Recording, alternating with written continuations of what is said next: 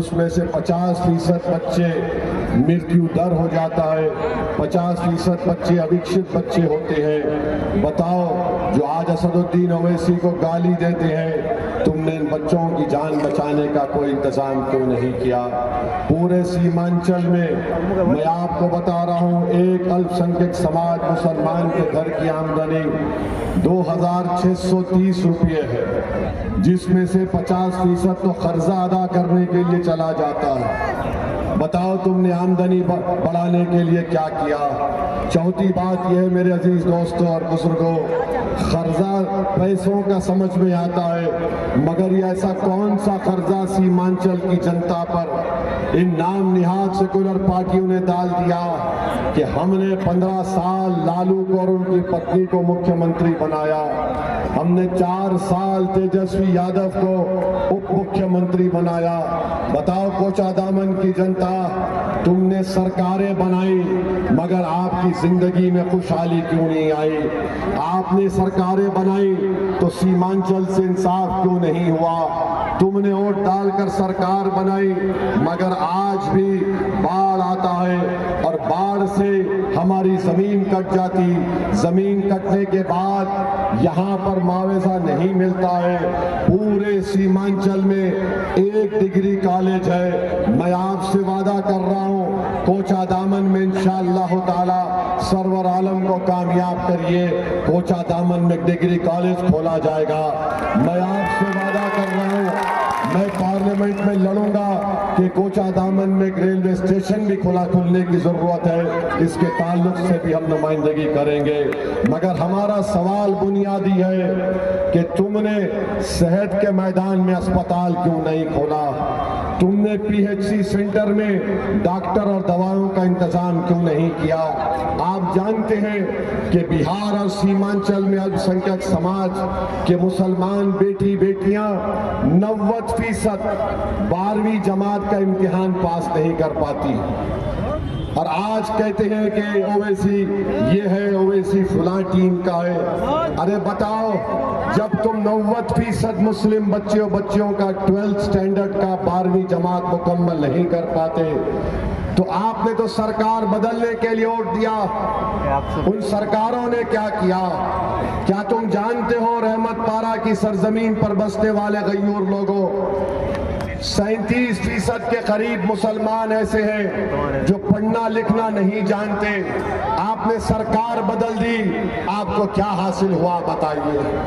मेरे अजीज दोस्तों और बुजुर्गों, ये हाल सीमांचल का है।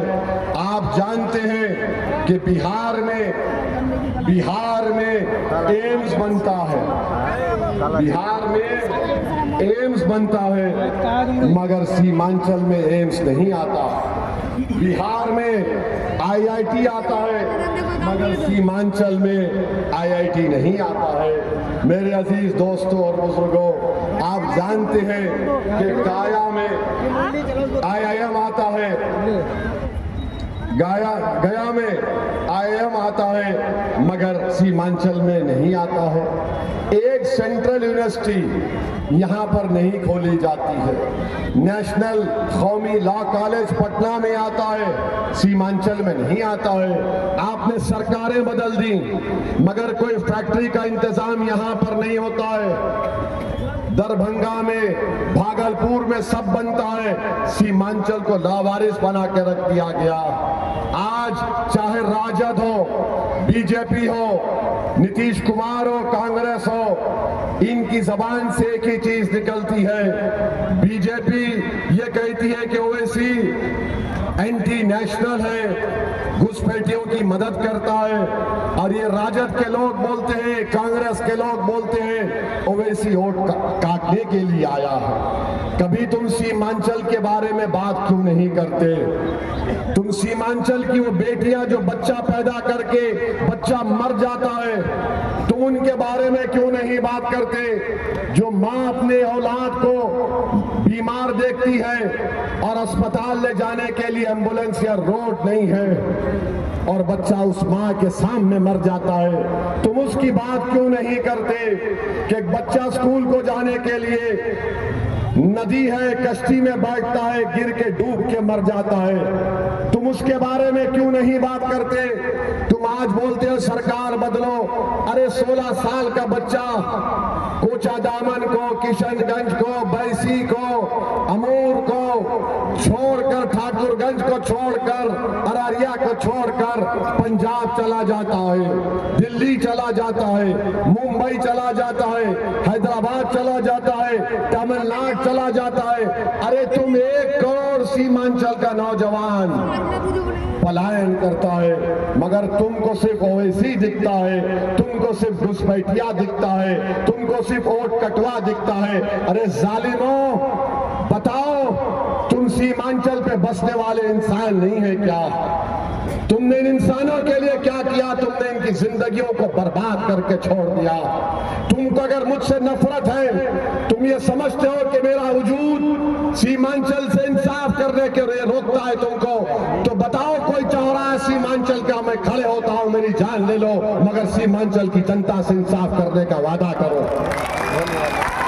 अगर तुमको ये समझ में आता है कि ओवैसी को मारने से सीमांचल को इंसाफ तुम दोगे, तो ले लो मेरी जान, मेरे खून का एक खतरा इस सीमांचल के लिए कुर्बान करने को तैयार हो। मगर याद रखो, जब तक जिंदा रहूंगा, तुम्हारे ये झूठ, तुम्हारे इल्जामात को मैं अपनी जूती पर रखता हूं, मेरे दिल पर कोई असर नहीं होता, क्योंकि तुम झूठे हो। तुमने इस्तेमाल किया सीमांचल की जनता को। आज नरेंद्र मोदी आकर बोलते हैं, अमित शाह बोलते हैं कि सीमांचल में घुसपैठी है। बताओ देश का प्रधानमंत्री ओवैसी है या मोदी है? बताओ देश का गृह मंत्री, होम मिनिस्टर, वजीर दाखिला अमित शाह है या गुड्डू बाबू है? चीफ मिनिस्टर नीतीश कुमार है या बादशाह है? मुख्यमंत्री तुम्हारा प्रधानमंत्री है, गृह मंत्री है, और तुम्हारी नाक के नीचे अगर कोई घुसपैठी सीमांचल में घुस रहा है तो इसमें हमारी गलती क्या है? तुम्हारा निकम्मापन है। तो पलटा के बोलेंगे नहीं ओवैसी तुम उनको पकड़ना। अरे शेर चूहों का शिकार नहीं करता, बड़े बड़े का करता है। तुम अपना काम नहीं कर सकते और सीमांचल की जनता को बदनाम कर रहे हो। अरे बताओ तुमने सीमांचल में क्या किया? क्या तुमने दिया? नरेंद्र मोदी 20 साल से नीतीश कुमार की सरकार है, सीमांचल में क्या दिया? रिश्वत दिया। ब्लॉक के दफ्तर में चले जाओ, लोग परेशान हैं, पुल बनता है 2-2 मर्तबा गिर जाता है। मैं आपसे वादा कर रहा हूं कि सीमांचल में जो 90% बच्चे इंटर पास नहीं हुए हैं, इंशाअल्लाह ताला ओवैसी उनको इंटर पास कराने की कोशिश करेगा इंशाअल्लाह। और इंटर पास कराकर नहीं छोड़ेंगे, हम दुआ करेंगे, कोशिश करेंगे कि उनको साइंटिस्ट बनाया जाए, ताकि सरजमीन के नीचे जो पानी में यूरेनियम है, आर्सेनिक है, वो बच्चा साइंटिस्ट इसका हल निकाल सके। हमारी बेटियां डॉक्टर बनेगी इंशाअल्लाह ताला, क्योंकि सीमांचल में हमारी बहनों और बेटियों को कैंसर और टीबी हो रहा है, उसका इलाज तलाश करेंगे। बच्चों को इंजीनियर बनाया जाएगा, ताकि हमारा बेटा ऐसा ब्रिज बनाएगा जो नीतीशवा का ब्रिज जो 6 महीने में टूट जाता, ये 60 साल ब्रिज रहेगा इंशाअल्लाह ताला। मेरे अजीज दोस्तों और बुजुर्गों, ये मजलिस करना चाहती है। हम चाहते हैं कि किशनगंज में और अरारिया में किसानों के लिए खरीदी का सेंटर बनाया जाए, कोल्ड स्टोरेज के सेंटर बनाए जाए। ये सब मजलिस करना चाहती है। आप इस बार अगर बड़ी तादाद में मजलिस के प्रत्याशी को अपना विधायक एमएलए बनाएंगे तो इंशाअल्लाह ताला यकीनन होगा। और लोग बोलते हैं कि अरे ओवैसी तुम तो पार्लियामेंट में एक हो। अरे मेरे भाई, तादाद से कुछ नहीं होता। अगर तादाद से होता तो बदर के मैदान में 313 को अल्लाह गलबा अता नहीं करता। अगर तादाद होता तो टीपू सुल्तान अपनी गर्दन गर्दन नहीं कटाता। तादाद होता तो प्लासी की जंग, तादाद अगर बड़ी माने रखती तो फिर हमारे मुजाहिदीन आजादी ने सन 57 की जंग आजादी में अपना सब कुछ कुर्बान कर दिया।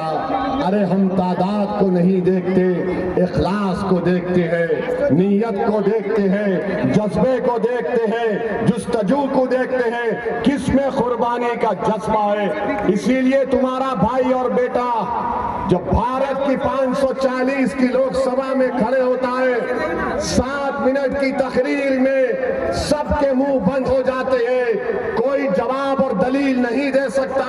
हम उनको आईना दिखाने का काम करते हैं।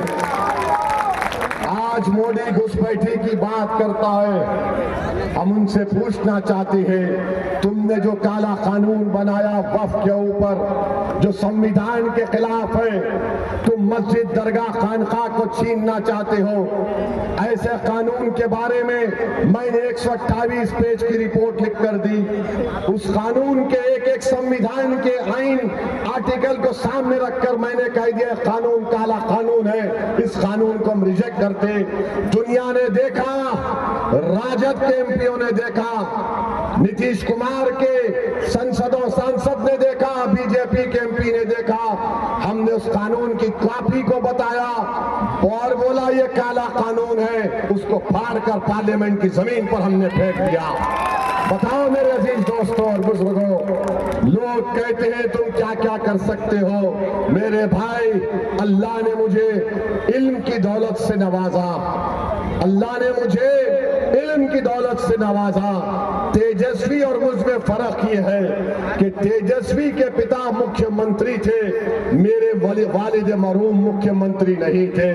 तेजस्वी के पिता केंद्र के मंत्री थे, मेरे मरहूम वालिद मंत्री नहीं थे, एमपी थे, कॉरपोरेटर थे। उन्होंने मुझे पढ़ाया, लिखाया, मुझे लंदन को भेजाया और कहा कि जाओ, जाकर लंदन में मेहनत करो, पैसे कमाओ और अपनी फीस भी अदा करो। तो मैं 5 साल हिंदुस्तान को वापस नहीं आया।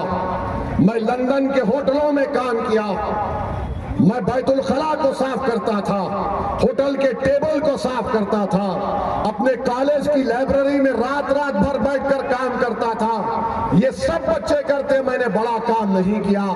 जब मैंने इल्म हासिल किया, जब अल्लाह ने मुझे इल्म अता किया और बैरिस्ट्री की डिग्री आई, तो मैं महसूस किया कि ये जो काबिलियत अल्लाह ने मुझे अता की, मैं गरीबों के उनके हुकूक को दिलाने के लिए इस्तेमाल करूंगा।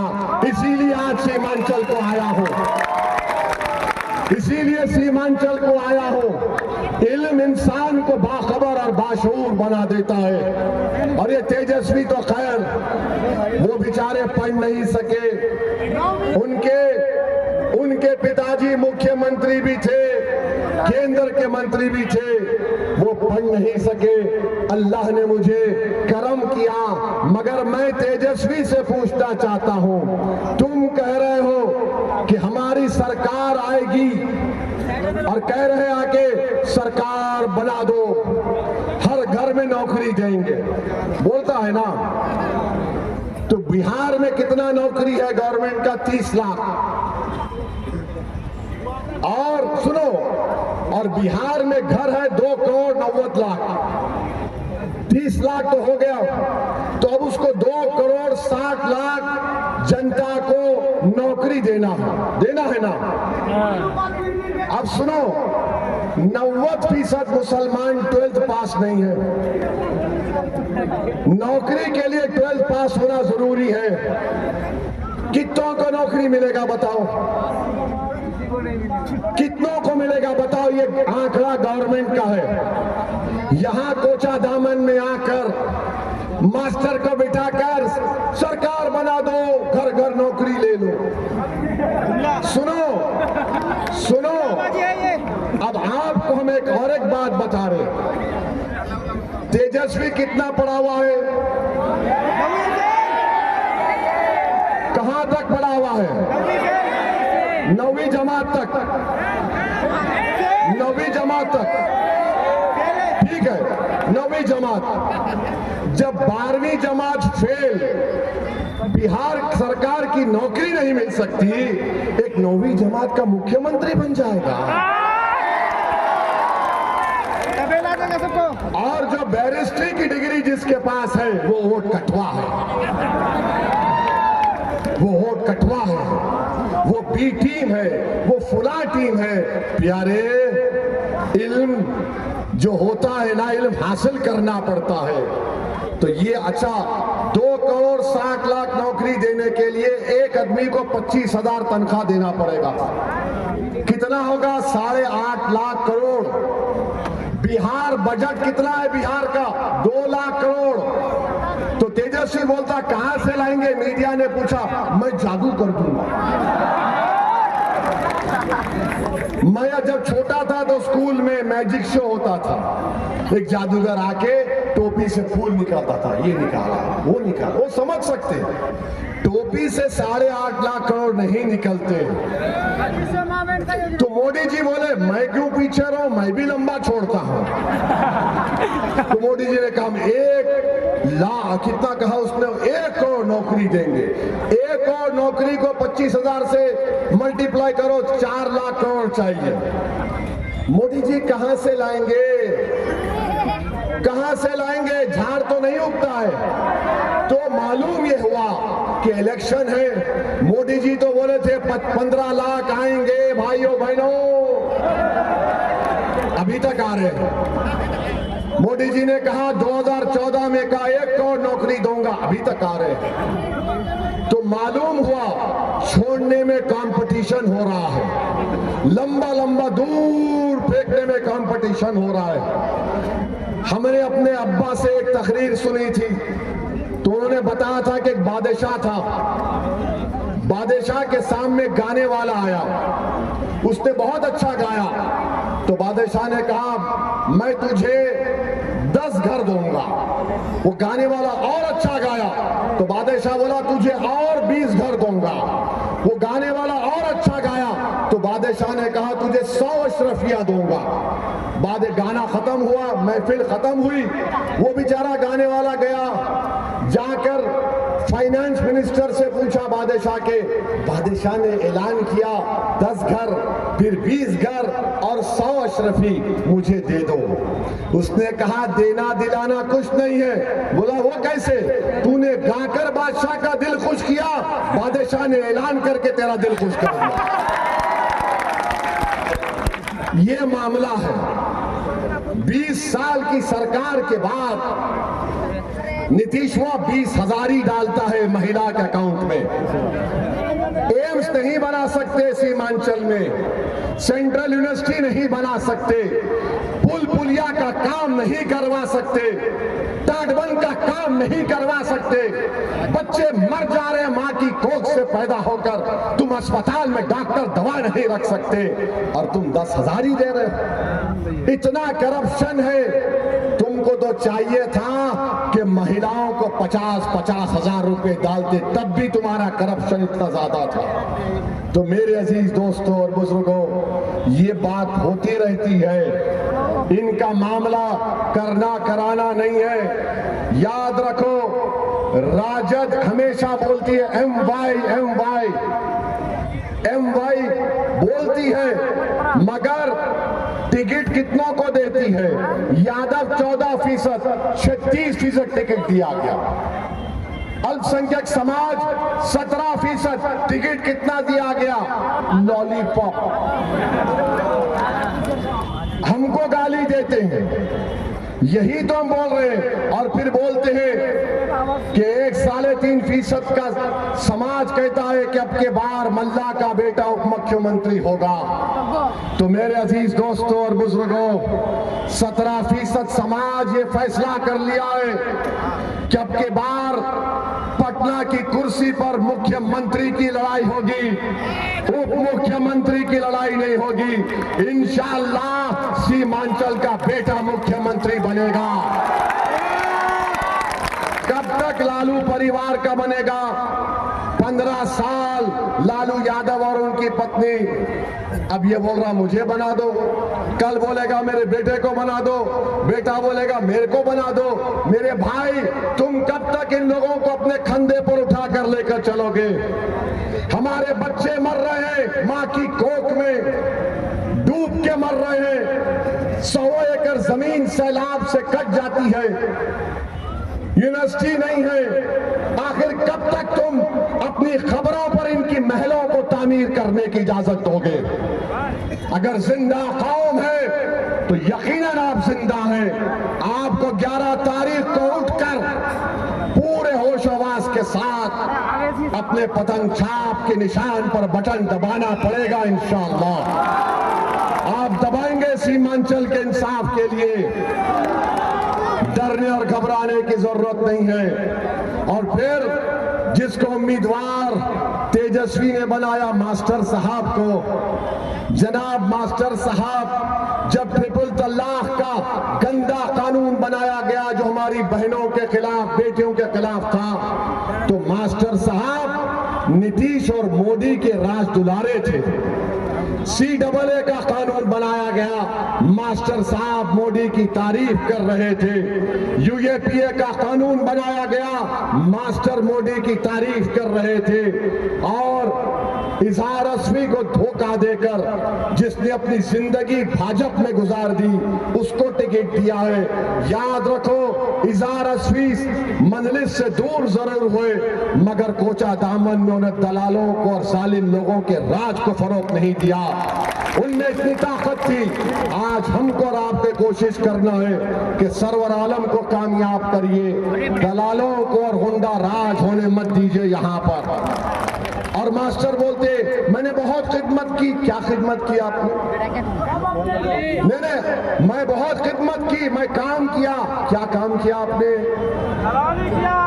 क्या काम किया आपने? क्या काम किया? जोर से बोलो। मैं खिदमत की, मैं बहुत काम किया। हाँ, मैं जानता हूं किशनगंज में तुम जो ऑफिस बनाए किसकी जमीन पे बनाए हम जानते हैं, सब जानते हैं हम। और आप बोल रहे हैं कि मजलिस ऐसा है, मैं मजलिस को वो कर दूंगा। मास्टर साहब, मैं खत्म हो जाऊंगा, तुम खत्म हो जाओगे। सीमांचल आज मजलिस हर घर में पतंग छाप पहुंच चुकी है, अब कोई खत्म नहीं कर सकता। इंशाअल्लाह ताला मजलिस रहेगी। 8 साल का 10 साल का बच्चा हमें सीमांचल के बिल्कुल बांग्लादेश के बॉर्डर के गांव में जाकर नमाज पढ़े, वहां पर एक 8 साल का बच्चा जिस्म पर कपड़ा नहीं, देख के बोला ए पतंग छाप।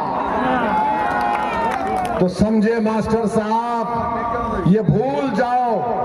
और ये दरी बिछाने का काम अब हम नहीं कर सकते। दरी नहीं बिछाएंगे, गर्दन नहीं झुकाएंगे, हम अपनी लड़ाई लड़ेंगे।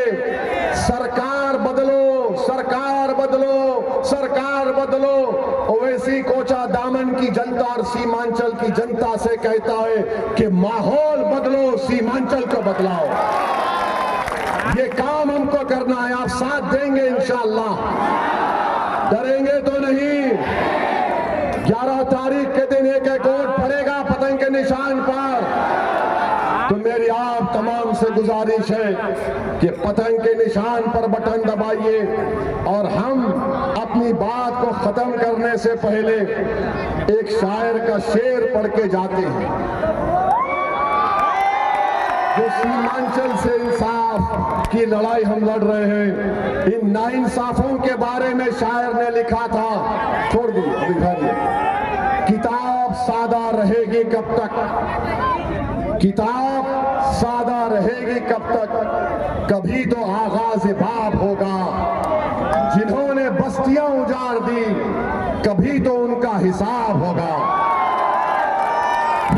वो दिन गए जब हर सितम को अदाए महबूब कह के चुप थे। सुनो मोदी, मास्टर, नीतीश कुमार, तेजस्वी, उठेगी हम पर एक ईंट तो उठेगी हम पर जो एक ईंट कोई, तो उसका जवाब वोट से दिया जाएगा। सुकूत सहरा में बसने वालों, जरा रुतों का मिजाज तो देखो, जरा रुतों का मिजाज तो देखो, और इंशाअल्लाह ताला जालिम का जुल्म खत्म होगा मेरे भाई, जालिम का जुल्म खत्म होगा।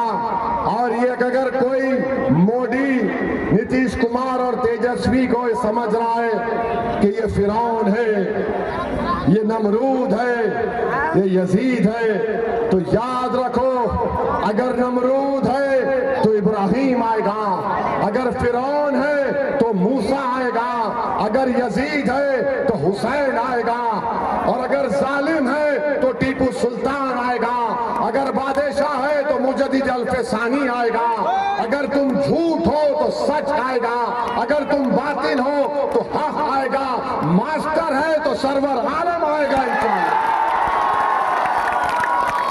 तो आपसे अपील कर रहे हैं कि 11 तारीख के दिन पतंग छाप पर बटन दबेगा तो अपना फोन का लाइट खोल लीजिए, पूरा फोन का लाइट खोलिए,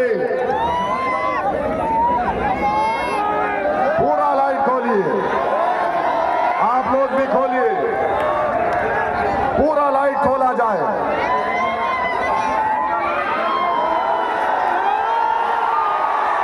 ताकि तेजस्वी, मोदी, नीतीश कुमार और मास्टर की दिमाग की बत्ती जले।